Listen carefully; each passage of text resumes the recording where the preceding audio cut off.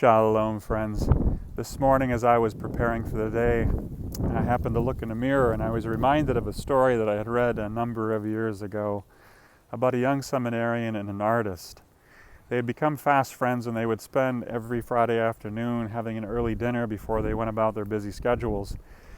And the artist was born and raised in Germany, and he had grown up during World War II.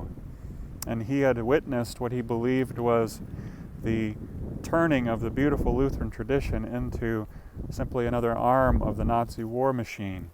So he had immigrated to America with a deep disgust for anything related to the church and Christianity. And of course, this young seminarian was committed to becoming a pastor and serving the Lord and his people. When words would not convey what was in the artist's heart, he asked if he could paint a portrait of the young seminarian. And of course he was flattered and said, yes, certainly go ahead. But when it was unveiled, what was revealed was not a likeness of the young man, but rather what the artist imagined the man would be after a lifetime in ministry. And pictured was a man in a heavy black pulpit robe with an emotionless look on his face and no life in his eyes. And he said, this is what life in the ministry will take from you. And rather than being discouraged by this, the young pastor then decided that this would be a reminder of all that he did not want to become. He endeavored to not allow the people of God to become problems in his eyes, and not to allow people's problems to become how he identified them. When we look at this week as we prepare for Passover, Good Friday, and the resurrection of Messiah, it can be a heavy time spiritually, and now we have that compounded with this heavy time that the world is facing. We could allow this season to define us, or we could allow this season to refine our purpose. We could allow this problem to decide who we are to be for the rest of our lives, or we could continue to look further past this.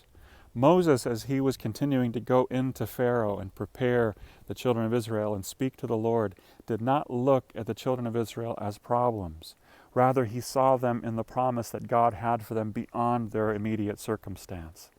And as he continued to lead through that, they were not problems and they were not defined by their problems. And even though there were many times where he was deeply offended by them and deeply discouraged by them, we never doubt that Moses loved the Lord's people.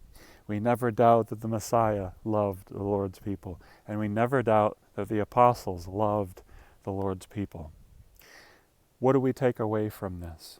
We can allow this time to make problems an identifier of people, or we can see the people in their problems and realize that the Lord has something far greater planned for us beyond the immediate circumstance. Let's not let a projection of what could be in the future define who we are now and how we walk by faith and not by sight in the days ahead. I pray that you're encouraged by this. You are greater than the immediate moment. In fact, the Lord is using this pressure to bring a great treasure in the life of who you are. Amen. Amen.